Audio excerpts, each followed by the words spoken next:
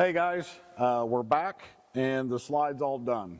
It's taken us roughly, if you take total work time, I'm going to say a little over 2 days. This was the first wood slide that we dealt with personally here. We've got Joe on board now and we've been training him. Noah was working on some other jobs in the shop. Actually, Joe was working on a couple other jobs in the shop. I didn't have much to do with this. Noah and Joe pretty much took the lead on this.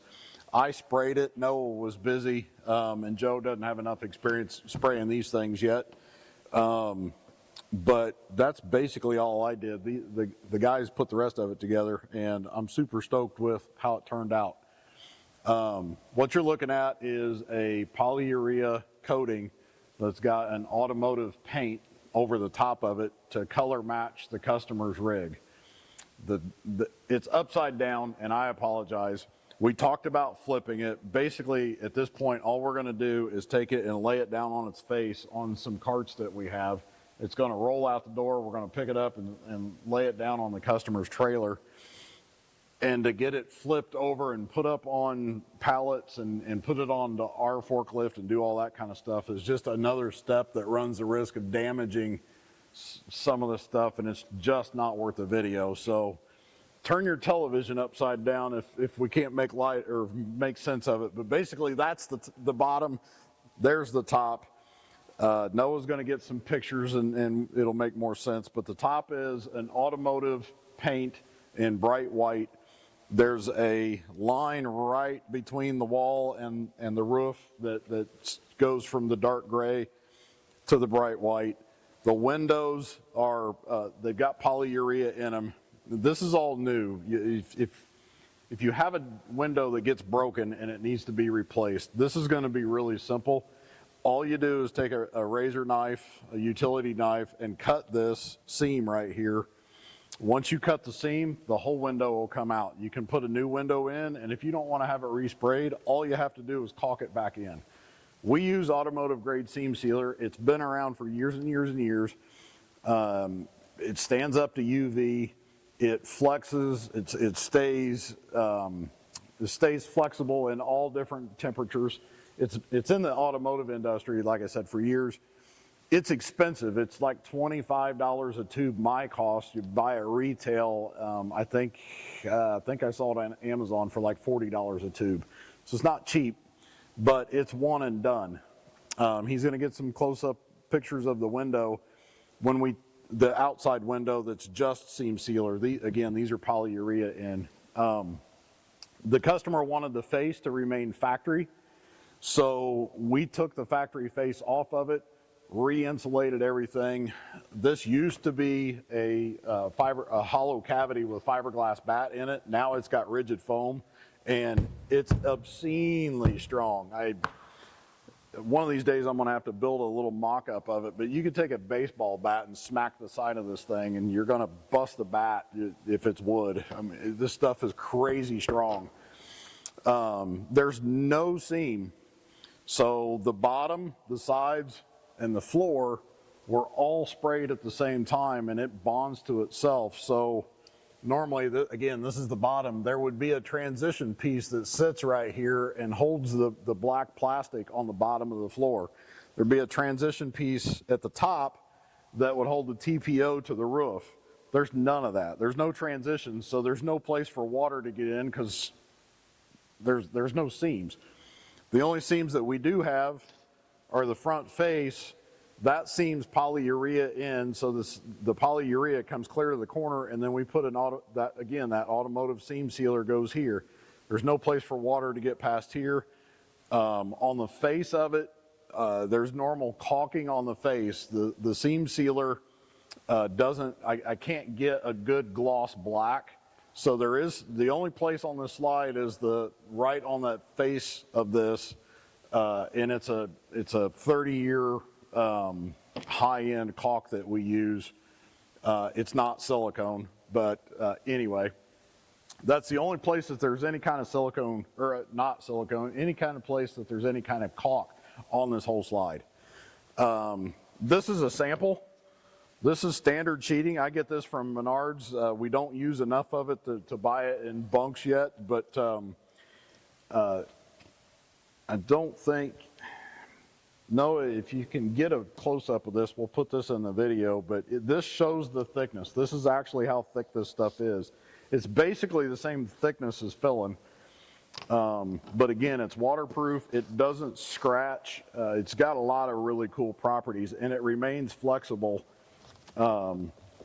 So it adds strength to the wood, but it still stays flexible. If you did this to Fillen, you get in here somewhere and you start hearing popping and cracking because it's fiberglass. The glass would break. On the inside, the floor, again, sorry, this is weird, but the floor is completely waterproof, save a couple of, let's see, 1, 2, 3, and then 4, 5, 10. I think there's 10 holes where we drilled a big bolt. You forgot on the last video to get that big bolt. So we'll show you what the bolt looks like, but it's about 1 inch around on the head. It's a carriage bolt, and then we bolt the floor to the structure. We do that because in this instance, what happened was the floor actually pulled away from the structure because they're just using basically a construction screw. So the construction screw let go, it moved just far enough away that it allowed moisture to come in, and it just destroyed the OSB. The floor is marine grade plywood on this side, and then there's a 3mm sheet of our smooth sheeting on the floor. We'll get a picture of that so that we get the floor nice and smooth. Again, there's the polyurea is bonded to the sheeting. Actually, Noah, just bring it up here. Noah's got a bolt, sir, so we're not going to edit this thing out. But this is the bolt. It's got a nice wide head on it. Basically, it goes in and bolts into here so that this wall and that floor stay connected forever. Is that good? So we'll give that back. So the floor, other than the screw holes where that goes in, the floor, there's no place you could throw a 5-gallon bucket of water on this thing and it'll soak into the wall. The customer didn't want to put any polyurea on the floor up onto the walls. There is an option if we do this, we could go in, because the outside, again, there's no seams. On the inside, if the customer wanted, we're actually going to do that to Jordan's camper. We're getting ready to do the inside spray on that. But we can basically go up like 4 inches around the entire area of the slide, and we can spray that in at the same time that we're spraying everything else. You end up with a 4-inch baseboard kind of look. You could run carpet or something like that, and then it would literally hold water. You could pour water into this thing and it would just sit there and hang out. So lots of options, lots of ways to do things. I don't know anybody else doing this. If they are cool, reach out and we'll help each other out. But I think that's it. We left the inside walls in place, took the windows out, took the window shades out, pulled the wiring, removed the floor, removed the outside skin, re-insulated everything with rigid foam, new skin on, original face on, put all of that back together, sprayed the whole thing with polyurea, got the color matched top coat with automotive paint on the outside, got the roof painted in bright white, and the floor right now is still a light gray. It's the same color as this. There was an option to take the floor to a black. Customer didn't want to do it, so that was his choice. The only other options, and I should have brought that up, I've got another test panel here that we did. We could spray this in our aliphatic white roofing material. The texture would be slightly smoother, and we can tint that to some other colors, but we can't top coat it with automotive paint. The aliphatic is actually more sensitive to chemicals, so we couldn't do that. But if you're concerned about how smooth this gets, the pure polyurea, I can't spray it as smooth because it takes longer, or it sets faster, I should say. It sets faster than the aliphatic does, and the faster it sets, the more texture there is.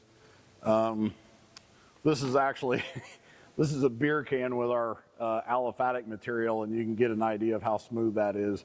We've got a test panel in the showroom that we could show you if you wanted to stop by, or if you've got a question about it, we could actually take a picture of it. But anyway, this is new technology to the RV industry. There is a national company out there that is spraying a white roofing material. They're actually spraying a pure polyurea, and then they're top coating with an aliphatic white paint. The reason we aren't doing that, especially on the roofs, is if you read through all the terminology and technology and everything, they want you to come back, they tell you that it's going to turn gray, probably that color. It's going to turn gray in 10 years or so. And basically what that is the ultraviolet's smashing down onto the top coat, and over time that paint will degrade. We use an automotive top coat. It's more expensive. It's more expensive to apply. It takes more equipment. It takes more air filtration. It takes all kinds of everything else, but it gives a better product. The aliphatic is, it's got its pigment actually in the barrel, so when it sprays, the entire thickness of this material is white. There's no way for this to wear out, that you would literally have to scrape it off, and if you scrape it off, you've got bigger problems. But I can't squeeze this. Obviously, you can't see how hard I'm squeezing, but we've actually taken, I've done this, we did 4 of these cans. I've got a 2500 Ram with a Cummins in it, weighs about 8,500 pounds. We took 4 of these cans, we jacked it up, we set all the 4 tires down on just these cans, and the truck sat there on these cans. That's how rigid this stuff gets. The weird thing is, it takes on the structure of the can or the roof or whatever, but it's got a 780% elongation, which means that I've got to take this 780% past where it's at right now before it fails. So there's a lot of properties. The problem with this stuff, you need to spray it in conditioned environments. You can't spray it at 50 degrees. You definitely don't want to spray it when it's 100 degrees outside. So a lot of the other companies are spraying out in a pole barn somewhere. They'll come to your house and they'll spray it outside. You can't do that with this stuff. You won't get any kind of results that are worth anything. It's got to be in a conditioned environment. We run supplied air, so we don't have a breathing mask. We've actually got a hood that's blowing air over the top of us because this stuff's not friendly to breathe. There's a lot of reasons why this chemical is more difficult and people aren't using it. The reason I'm using it is it gives it a massively better result than anything else on the market. The chemical itself is extraordinarily expensive, but it's worth it. You get what you pay for. We keep our pricing competitive because we're efficient, and we want to take care of the customer. We do have more overhead, but again, we're in the marketplace, and we're here to do a good job and do it for a fair price. So I think I've rambled on long enough. We'll get Noah to put some pictures into this thing. If you've got any questions, shoot us a message, hit us on Facebook, Gregory's Garage Indy. The YouTube channel's the same, our website's the same. Hit the like, hit the subscribe, and help us out. We're here to keep on going. Thanks, guys. Talk to you later.